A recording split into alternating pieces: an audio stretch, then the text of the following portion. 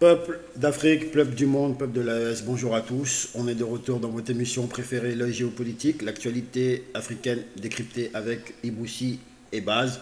Donc aujourd'hui, comme d'habitude, avec le grand frère Iboussi, on va vous parler des sujets brûlants de l'actualité, notamment de l'actualité de l'AES. Et pour commencer, Iboussi, est-ce que tu as un mot à dire pour ceux qui nous écoutent? Bah, je te salue toi d'abord, et puis j'espère qu'ils vont bien écouter parce qu'on a de bonnes informations pour eux. Voilà. Ok, parfait.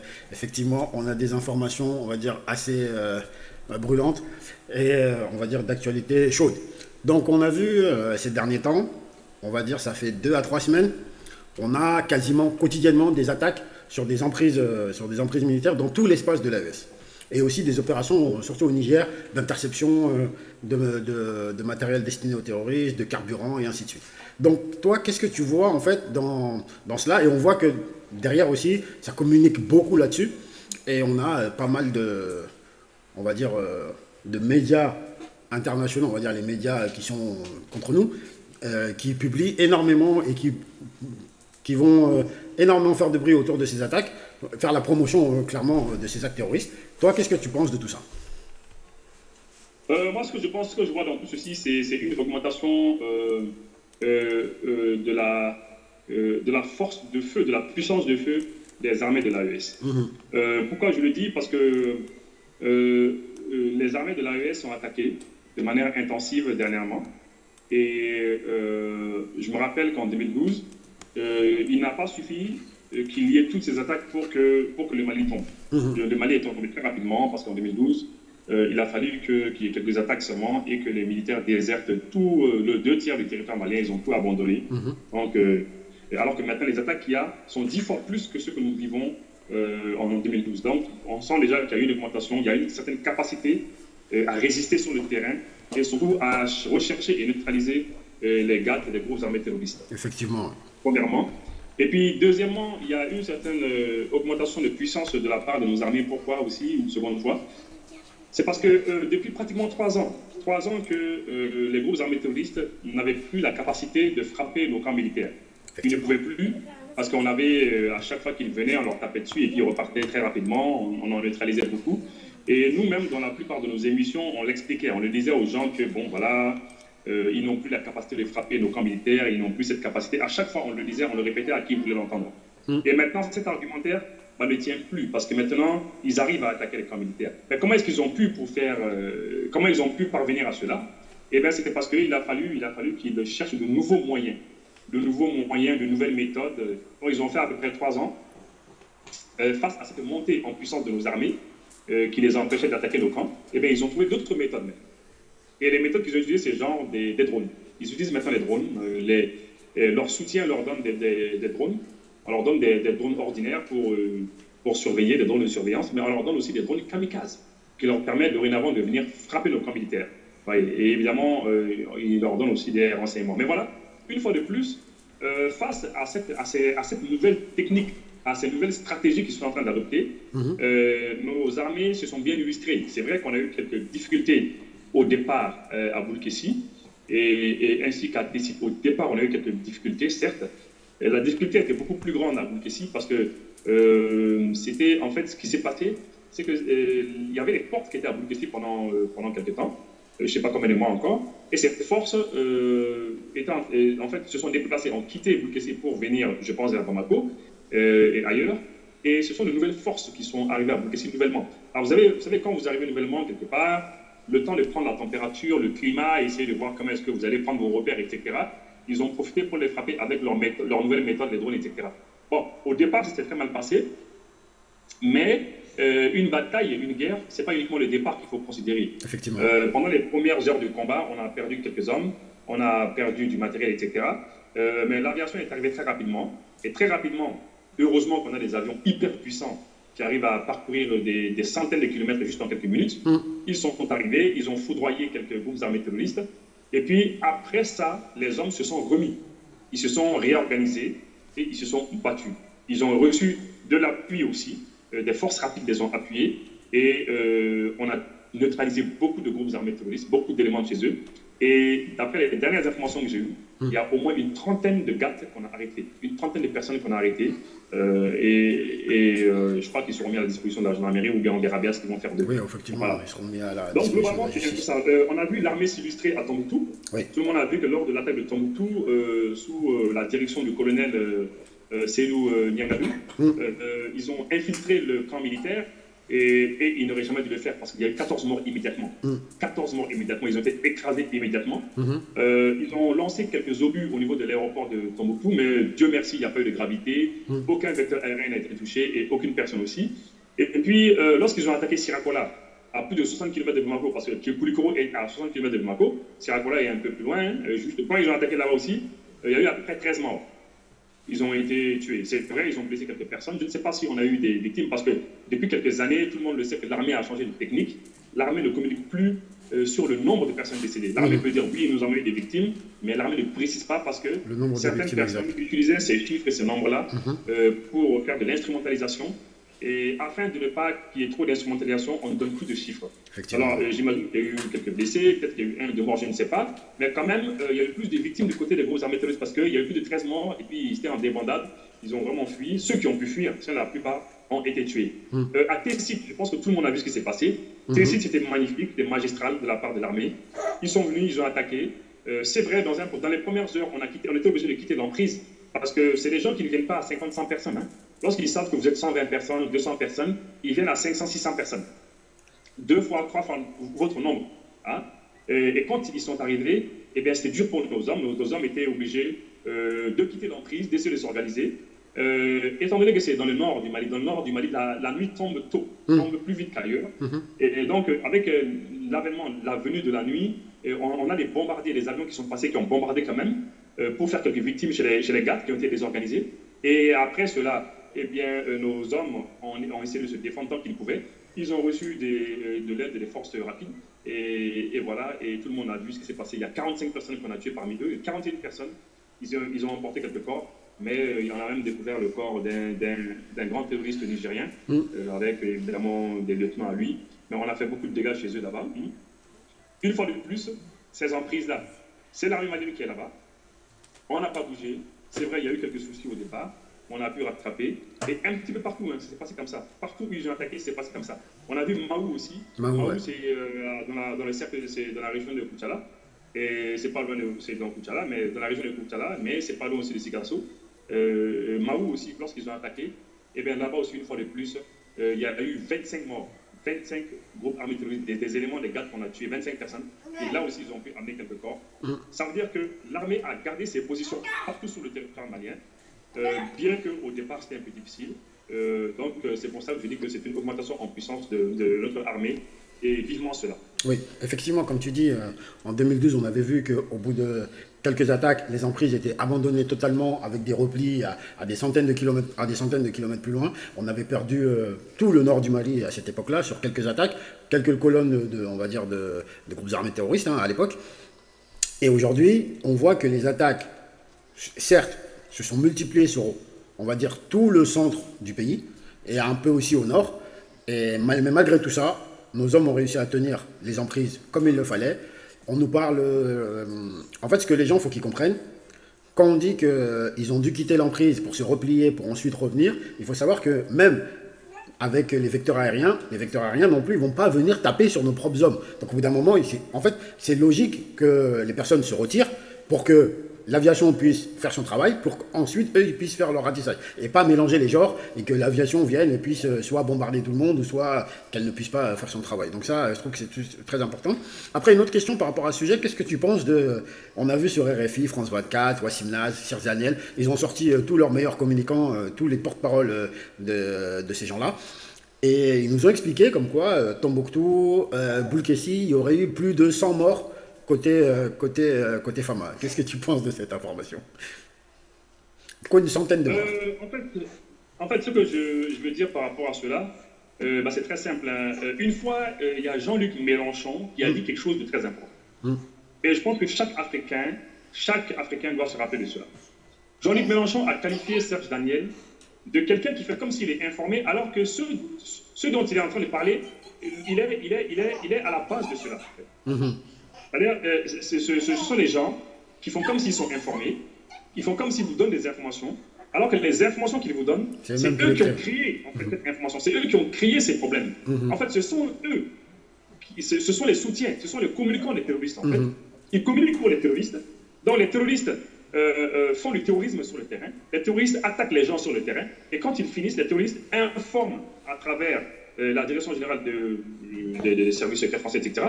Donc ils informent, et par leur canal, eh bien, une fois que les Serge Daniel, ils ont l'information, les Serge Daniel, les Wassim Nasr, ils font comme si c'était eux qui sont en train de passer l'information, alors que ceux dont ils parlent, c'est eux-mêmes qui ont créé ce problème. En fait. Effectivement. Et donc c'est important que les gens sachent cela.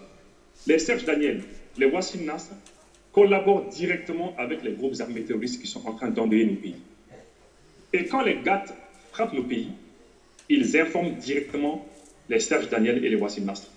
Ils passent souvent par certains services français, mais c'est en dehors de tout contrôle gouvernemental, c'est en dehors de tout contrôle du Sénat ou de l'Assemblée nationale, nous le savons, et ce n'est même pas toute l'armée qui est au courant de cela. C'est pas toute l'armée qui est au courant de cela.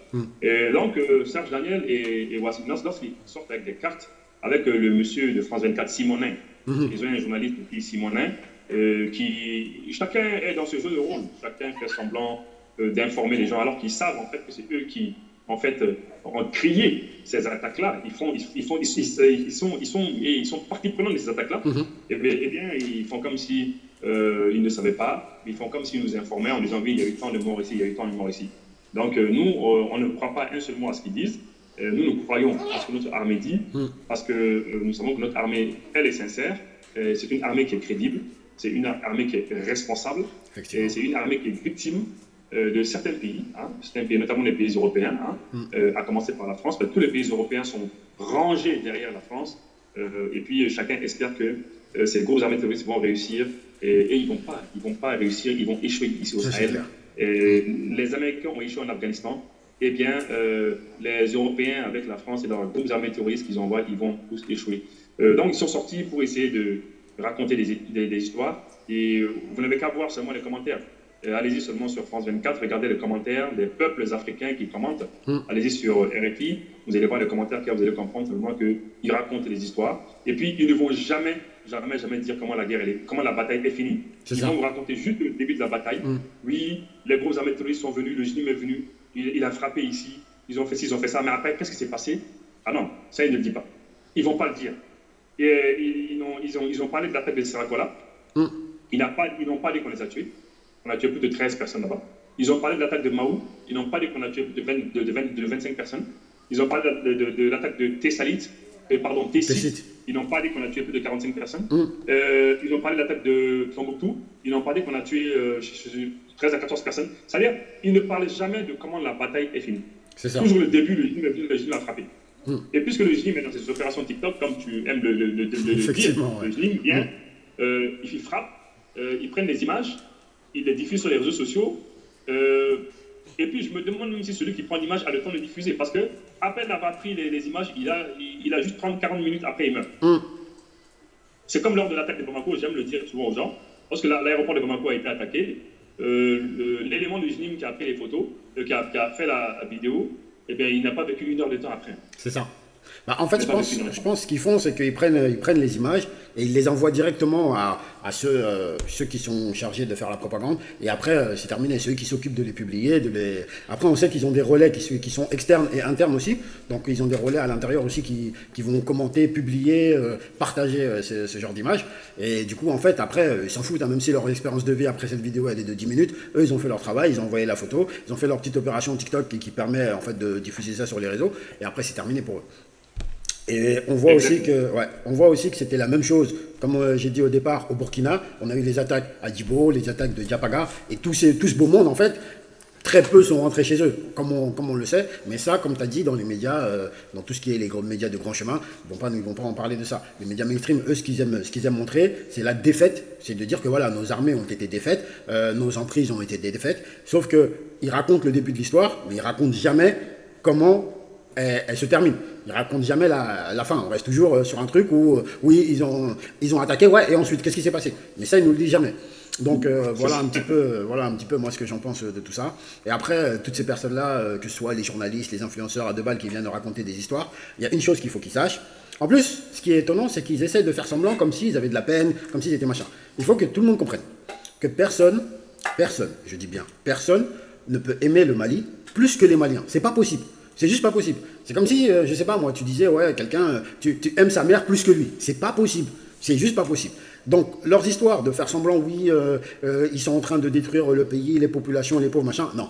Vous êtes bien content quand vous voyez ces images. On le sait, vous le savez, ils le savent. Maintenant, soyez honnêtes et racontez juste au moins cette histoire jusqu'à la fin. Dites voilà, ils sont venus, ils ont attaqué comme ci, comme ça, ils ont détruit tel truc, ils ont tué à peu près tant de personnes. Dites la vérité. Et ensuite, dites voilà. Ensuite, l'aviation est arrivée et ils ont tué tant de groupes terroristes. Et là, on pourra discuter en disant que oui, effectivement, c'est du journalisme, c'est de l'information. Mais après, si c'est pour faire autre chose, on peut juste dire que c'est de la propagande. Et c'est pas en le répétant 1000 fois que ça deviendra la vérité. Ça, c'est le petit message que je voulais passer à tout le monde. Donc, ensuite, toujours concernant l'AES, toujours concernant le Mali particulièrement, on a vu une information sortir et ça fait du bruit. On a vu un communiqué comment dirais-je,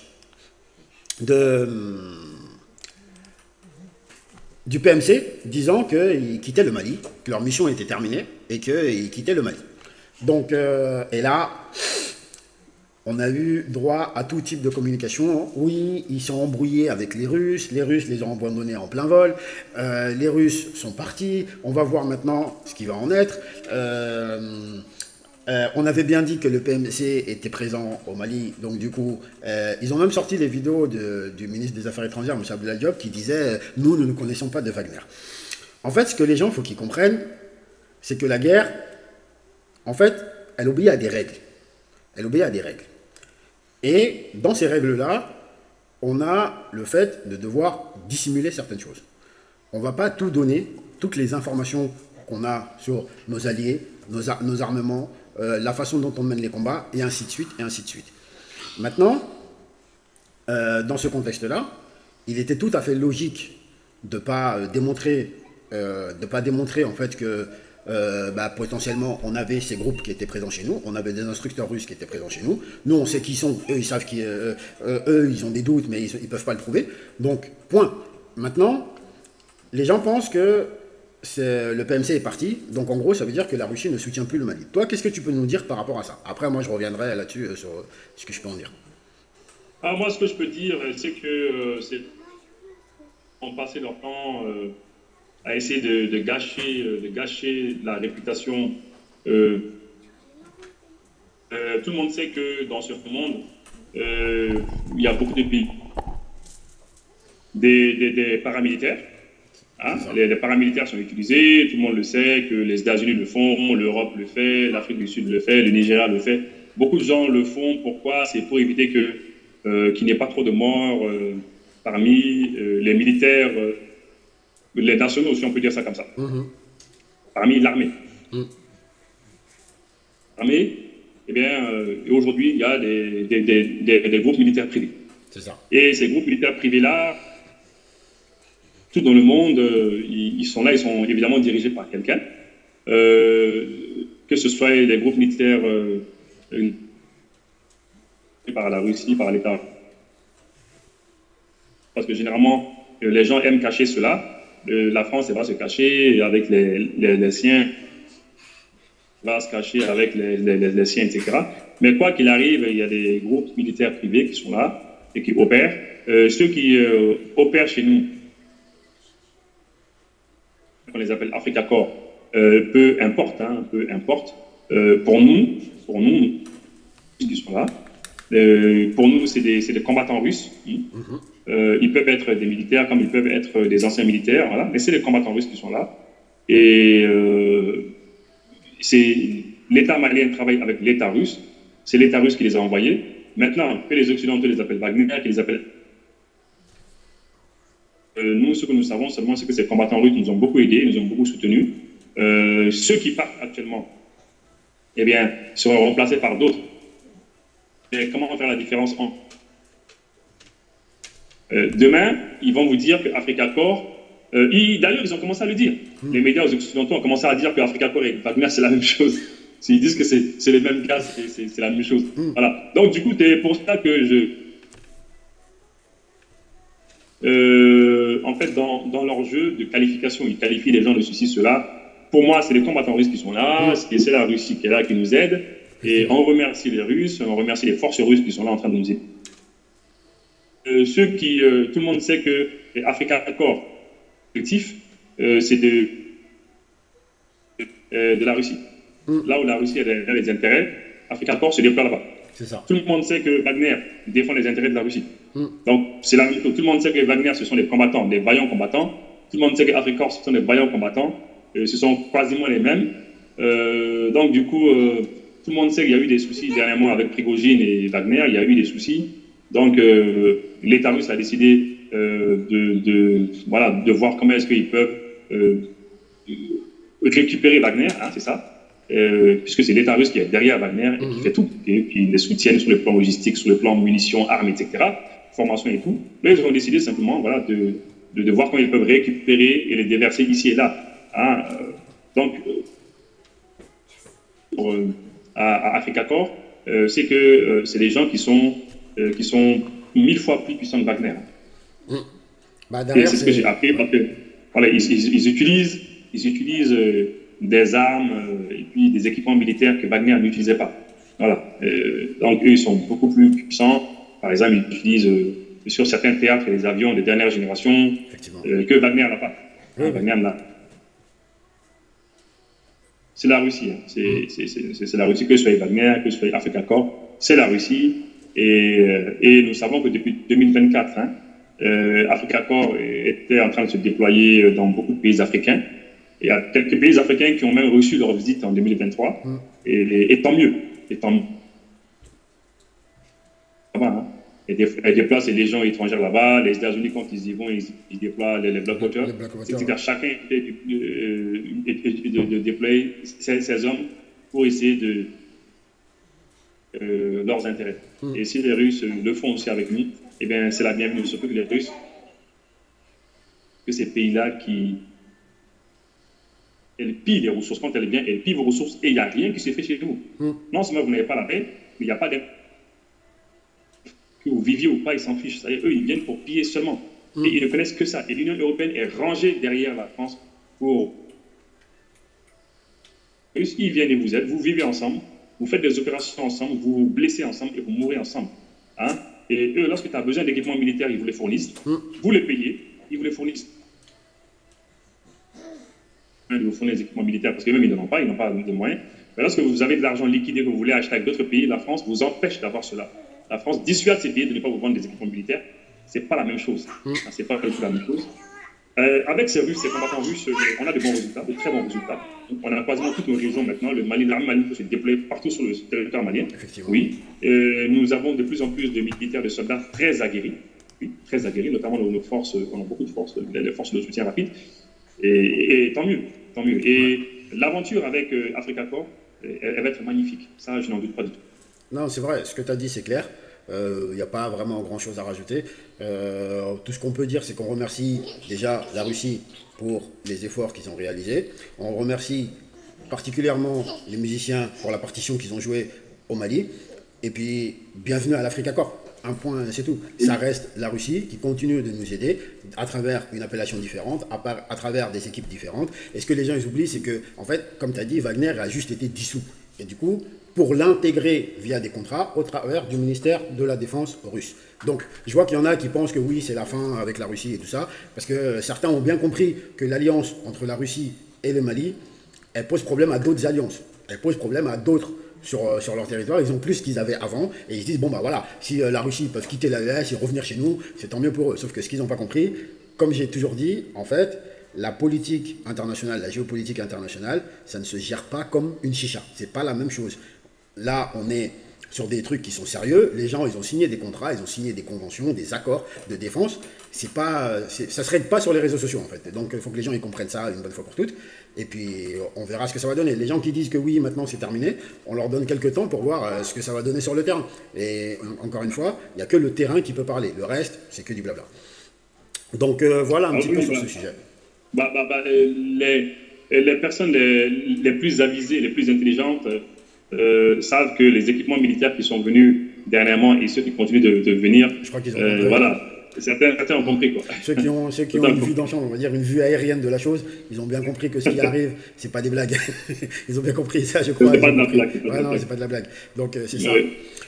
Du coup, pour terminer sur une note un petit peu plus joyeuse, moins guerrière, on va dire, plus économique, on a vu l'État malien a pris possession, enfin, a récupéré une mine d'or. Ils ont récupéré une mine d'or au Mali, et cette mine d'or, on a vu, c'est la mine d'or de Morila, qui a été récupérée pour $1 symbolique. Qu'est-ce que tu peux nous dire par rapport à ça? En fait, Morila, c'est une mine qui a été ouverte en 2000. En 2000. Et cette mine d'or, quasiment, après 20 voilà, si on peut le dire comme ça, à son épuisement. Et ceux qui avaient acheté cette mine-là, c'est deux sociétés qui avaient 40%, et l'État malien avait 20%. Voilà. Et ceux qui avaient acheté les 2 fois 40%, 40-40, ont fini par vendre leurs 2 fois 40-40, donc 80% de la mine. Ils ont vendu ça à une société qui s'appelait Farfetch. Et Farfetch a pris les 80%, et les 20% sont toujours restés pour l'État malien. Et voilà. Mais après, Farfetch s'est rendu compte que, écoutez, sûrement ils ont mal investi, ça ne va pas très bien. Et Farfetch a fini par vendre ces 80% à $1 symbolique à l'État malien. 20 plus 80. Maintenant, l'État malien détient à ça. Voilà, puisque la mine était quasiment arrivée en fin de vie, notre inquiétude, la mine réellement, elle regorge encore de l'or. C'est la question maintenant à $1 milliard. Est-ce que cette mine qui est arrivée en fin de vie regorge encore de l'or? Est-ce qu'il y a de l'or encore? Est-ce qu'il n'y en a pas? Est-ce que, voilà. En tout cas, l'État malien doit, à mon avis, chercher des partenaires, de nouveaux partenaires qui vont l'aider, voire pas encore. Et ce serait bien qu'il y ait de l'or. Effectivement. Parce que l'État malien a besoin. Et pour la création future de notre monnaie, etc. Et les pays de l'AES sont dans une dynamique d'essayer de stocker de l'or. Et il faut qu'on trouve de l'or là-bas. Voilà. Donc, ok, super.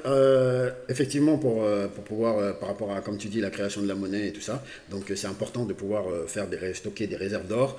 Et je pense que c'est dans ce cadre-là que l'État a souhaité récupérer cette mine d'or.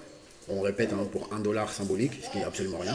Donc, après, j'entends que tu parles de mine d'or pour pouvoir faire des réserves. Mais apparemment, si moi j'ai bien compris, on nous a dit que l'or du Mali était vendu aux Émiratis pour financer Wagner. Donc du coup, comment on fait? Comment on fait sur ça? Oui, c'est vrai que, c'est important que les gens comprennent une chose, c'est que les médias, ainsi que l'Algérie, c'est les gens qui désinforment. Ils passent leur temps à désinformer. Ils font comme si l'État malien n'a pas de mémoire, n'a pas de capacité, les Maliens n'ont pas de capacité. C'est comme si on était bête, pour eux on est bête, et puis voilà, tout simplement. Et lorsqu'on traite avec autres personnes que eux, ils s'énervent. Ils ne comprennent pas. À travers leurs médias. C'est la raison pour laquelle aujourd'hui les personnes les plus intelligentes viennent sur des chaînes comme la tienne, viennent chercher les vraies informations, viennent chercher les propos des acteurs. Nous sommes les acteurs. Nous sommes ici au Mali, on est à Bamako, on discute avec les dirigeants, on discute avec tout le monde, on sait comment les choses se passent. Ce que nous on vous dit, c'est ça. C'est pas RFI, France 24, etc. C'est de la propagande des médias algériens, encore pire.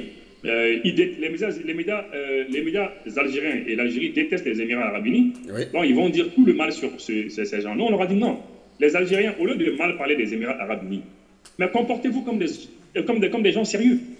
Comportez-vous comme des gens sérieux. Mais vous êtes un voisin du Mali. Avec le Mali, il y a plus de 1300 km de frontières. Qu'est-ce que vous devez faire? Vous savez que vous êtes l'Algérie. Votre pays est presque 2 fois plus grand que le Mali. Si vous étiez un État sérieux, si vous n'étiez pas des gens qui aiment déstabiliser les voisins, mais vous aurez pu essayer d'aider le Mali à se développer, notamment à développer la partie nord du Mali. Et l'Algérie en aura bénéficié. L'Algérie allait être le premier pays à bénéficier de cela. Effectivement. Ils auraient pu développer des routes, faire des routes. Tous les produits qu'il y a en Algérie, ils auraient pu venir le vendre ici au Mali. Et ils auraient pu peut-être même, si c'était un État qui était bien, on aurait pu travailler dans les mines ensemble, dans les pétroles ensemble. On aurait pu développer le nord du Mali. Mais l'Algérie, au lieu de faire cela, l'Algérie passe son temps à déstabiliser le Mali. Oui, le nord du Mali, c'est leur travail. C'est la chose qu'ils savent le mieux faire. Déstabiliser les voisins. Voilà. Bon, donc, puisque tu passes ton temps à nous déstabiliser, tu soutiens des groupes armés terroristes qui sont contre le Mali. Bon, donc qu'est-ce que nous on fait? Nous aussi, on se tourne vers des États avec lesquels on peut faire du business. C'est normal. Aujourd'hui, tout le monde sait que le Mali a de l'or, on ne peut pas en finir. Mais et tout le monde sait que la plaque tournante de l'or mondial, c'est Abu Dhabi et puis Dubaï. Dubaï, Abu Dhabi. Tout le monde le sait que c'est eux, c'est les Émirats Arabes Unis. Tout le monde le sait que c'est la plaque tournante, c'est la Mecque de l'or. C'est ça. Voilà. Donc, qu'est-ce que nous on fait? Nous, on les appelle, on dit, bon, nous on a de l'or. Vous avez des fonds émiratis, vous avez des fonds. Venez, on collabore ensemble, on travaille ensemble. Et puis, on va essayer de s'entre-développer. C'est tout. C'est tout. Comme les Anglais le disent, tu grattes mon dos, je gratte ton dos. Effectivement, c'est comme ça. Voilà, et c'est tout. Et les Algériens, on les laisse à côté dans leur bagarre. Ouais, non, ils font ce qu'ils veulent. Dans leurs critiques, dans leurs insultes. Quand ils auront fini de faire le tour. On donne la main au Maroc, on fait des business avec eux. Parce que nous, on ne veut pas continuer notre vie dans les bagarres. On veut se développer. Hein? On va travailler avec les Émiratis qui vont nous aider dans notre banque, dans la nouvelle banque d'investissement qu'on est en train de faire, une très grande banque d'investissement qu'on est en train de faire. Qui va commencer avec plus de 300 milliards de francs CFA, on va se débrouiller, il y a les fonds émiratis qui vont nous aider, on a de l'or aussi qui nous garantit. Après, les gens qui vont gâter le nom des gens pour dire que bah oui, les Émirats Arabes Unis sont en train de prendre l'or du Mali pour aller payer Wagner, pour que Wagner puisse travailler. Ce que nous on sait là, ce que les Russes disons, que ce soit Wagner, que ce soit Africa Corps, quelle que soit l'appellation qu'on va donner là, nous on sait que ce sont les Russes. Hein? Nous, quand on voit un Russe en tenue militaire, quand il vient se mettre devant nous, nous, on ne peut pas te dire qu'il est Wagner. On ne peut pas te dire qu'il est Africa Corps. Pour nous, c'est un Russe. Pour nous, c'est de la famille à nous. Il est de la famille à nous. Parce que quelqu'un qui vient protéger ta famille, c'est quelqu'un de ta famille. C'est quelqu'un qui accepte En fait, les Russes sont d'une certaine sincérité qui manque aux autres États européens. Effectivement. Les autres États européens sont des États faiblards. Tellement ils sont faibles. Ces États européens sont tellement conscients de leur faiblesse qu'ils passent leur temps à venir piller les pays africains. La Russie ne pille pas l'Afrique. La Russie, c'est un pays continent. La Russie fait 17 millions de kilomètres carrés. L'Afrique, si je ne me trompe pas, fait 30 millions de kilomètres carrés. La Russie, c'est plus de la moitié de l'Afrique, plus encore un peu. Ils ont tous les minéraux, il y a toutes les ressources naturelles qu'on peut trouver ici, en Afrique. La Russie a ça déjà là-bas. Bon, c'est les gens qui sont sincères. Ils nous aident, ils nous apportent de l'aide. Lorsqu'on a besoin d'équipements militaires, lorsqu'on a besoin d'avions de chasse, lorsqu'on a besoin de quoi nous défendre, on rassemble l'argent, on demande à la France de nous aider. Ils ne veulent pas nous aider. On demande à l'Union européenne de nous aider, ils ne veulent pas. Lorsqu'on achète avec quelqu'un, la France et l'Union européenne vont bloquer. Ils vont bloquer, ils menacent ces États. Roch-Marc Christian Kaboré l'a déjà dit, l'ancien président burkinabé. Ouais, il a expliqué. Nos chefs d'État aussi l'ont toujours dit. Nos équipements militaires, ils les bloquent, ils ne veulent pas que ça vienne. Parce qu'ils veulent que les groupes armés terroristes aient le dessus sur nous, pour qu'eux, ils puissent justifier leur présence chez nous. Pour qu'ils puissent dire, bah, écoutez, les armées africaines n'y arrivent pas, hein, bon, donc nous, on va aller, on va les dépanner, on va les aider. Et là, la population française, qui est, je m'excuse de le dire, naïvement, on va dire, ah oui, mais donc, allez les aider, allez aider les Africains. On dit, mais non, nous, les Africains, nous sommes des humains, on est intelligents, on sait se battre, on est bien formés, on a besoin d'équipements militaires. Aujourd'hui, avec la Russie, on a ça. On a des hélicoptères, on a des avions. Selon eux-mêmes, les médias occidentaux qui passent leur temps à observer nos aéroports, là, ils disent qu'on a des bombardiers de dernière génération. Nous, on n'a rien dit. Nous, on ne va pas leur parler de ça. On n'a pas besoin d'en parler. Nous, on n'a pas besoin d'en parler. C'est ce que j'ai toujours dit. Donc, vivement la coopération avec les Émirats Arabes Unis. Vivement la coopération avec le Maroc. Vivement la coopération avec la Russie. Et puis peut-être que quand l'Algérie va comprendre dans 100 ans, dans 200 ans qu'il ne faut pas passer son temps à déstabiliser ses voisins, peut-être qu'on va collaborer ensemble. Mais en attendant, le général Sadio Camara, ministre de la Défense, leur a dit l'autre jour, il leur a dit, écoutez, vous les Algériens, en principe, on doit se mettre ensemble pour travailler ensemble. Sadio Camara, il l'a dit, il a dit que l'Algérie doit revoir sa position. L'Algérie, en principe, doit nous donner la main, on doit collaborer ensemble parce que nous avons 1300 km de frontières ensemble. Mais c'est dommage que l'Algérie passe son temps dans les déstabilisations. Effectivement, effectivement. Effectivement. Bah, ce que tu as dit, c'est totalement, je suis totalement d'accord avec ça. Et d'ailleurs, la théorie du fait qu'on vendrait notre or aux Émirats Arabes Unis, en fait, on donnerait notre or gratuitement aux Émirats Arabes Unis qui, eux, vont financer Wagner, elle tient plus vu qu'il n'y a plus de Wagner. Donc, je ne sais pas qu'est-ce qu'ils vont inventer encore. Ensuite, j'ai aussi vu une info qui disait que, en fait, Wagner est parti parce qu'il n'y a plus d'or au Mali, c'est fini, ils ont tout fini. Ça fait 50 ans, que les Occidentaux ils sont là, ils pompent l'or, ils pompent. Et là, en 3 ans et demi, Wagner, ils ont tout fini, tout le Mali, tout l'or du Mali, tout est fini, maintenant ils sont partis. Mais ceux qui disent qu'il n'y a plus d'or au Mali et Wagner est parti à cause de ça, bah, il faut dire à ces gens-là qu'ils n'ont qu'à étudier l'histoire de Kankou Moussa. Depuis les années 1200, dans les années 1200, jusqu'à maintenant. Le Mali, l'or du Mali n'est pas fini. C'est ça. Et c'est pas prêt de se finir. C'est pas prêt de se finir. Juste voilà. Pour clôturer, hein, je viens de me rappeler une dernière information. Si on a vu ces 2 derniers jours, on nous a parlé de la Turquie, apparemment qui nous vendrait plus de munitions parce qu'on n'est pas capable de payer les factures. Et apparemment la Russie aussi ne veut plus nous vendre des avions, à part les Albatros, parce qu'on n'aurait pas les moyens. Par contre, quand ils ont vu le Su-24, là, bizarrement, ça parle autrement. Mais on nous a parlé de ça. Toi, est-ce que tu as des informations par rapport à ça? Ça me fait rire en fait, parce que franchement, au bout d'un moment, faire de la propagande, c'est vrai. Mais à un moment, il faut rester un minimum sérieux. Toi, qu'est-ce que tu penses de cette information? Parce que moi, je pense que ça, c'est que ce sont les médias mainstream. C'est Wassim Nasr qui a piégé ses amis terroristes. Parce que lorsque tu sors sur France 24, Wassim Nasr, et que tu dis à tes amis groupes armés terroristes que nous n'avons plus de munitions pour le drone, mais les groupes armés terroristes ont pris confiance. Ah oui. Ils ont cru que c'était vrai. Et ils ont été sur certains sites et on les a bombardés avec le drone. Ah oui. Donc, Wassim Nasr, il nous a rendu service pour une fois. Donc, en fait, l'État malien paye cash. On paye cash ces genre de choses-là. Ces genre de choses-là, on ne paye pas, oui, vas-y, donne un peu, je paye demain, je paye après. Non, ça ne marche pas. On paye cash, c'est des choses qu'on paye cash. Voilà. Et je pense que les terroristes qui ont été tués dernièrement à travers les frappes de drones, et ils ont compris qu'on avait des munitions. Si, eux, ils peuvent en témoigner, je pense. Voilà. Donc maintenant, par rapport à ceux qui désinformaient aussi, qui disaient que la Russie ne veut plus nous vendre des équipements militaires, etc. Bon, écoute, il y a moins de 10 jours, je crois que tout le monde a vu plusieurs milliers de kilomètres d'armement venir au Mali. Hein? Tout le monde a vu cela. Et voilà, et ça, ce sont nos frères russes. Et je pense que les Occidentaux qui passent leur temps à utiliser les satellites pour essayer de filmer aussi nos aéroports, je crois qu'ils ont vu les Su-24, c'est eux-mêmes qui l'ont dit. Hein. Ils ont dit qu'ils ont vu les Su-24. Donc, ils disent que c'est des bombardiers. Et puis, ils disent que franchement, que Africa Corps, là, qu'ils sont beaucoup plus fermes que Wagner. Ah, bon, ça, c'est pas nous qui l'avons dit. Hein. Ça, on verra. Ça, c'est les prochains épisodes de la nouvelle série. Ça, c'est les prochains épisodes. C'est la nouvelle saison qui commence. Voilà. La nouvelle saison qui commence, les prochains épisodes, on le verra ça dans les prochains épisodes. Quand les bombardements ils vont commencer, on nous expliquera c'est quoi la différence entre les deux. En tout cas, merci beaucoup pour tes interventions qui sont très claires, directement tenues du terrain, contrairement à beaucoup d'autres. Donc, on te remercie beaucoup pour ça. On salue tout le monde. Et si tu as un mot pour clôturer cette... Non, je salue tout le monde et courage à nos hommes, courage à nos militaires qui sont au front. Il ne faut pas qu'ils s'inquiètent. D'ailleurs, ils ne sont pas inquiets, il ne faut pas qu'ils s'inquiètent. Il n'y a pas lieu. C'est des informations qu'on donne, c'est juste pour démotiver les troupes sur le terrain.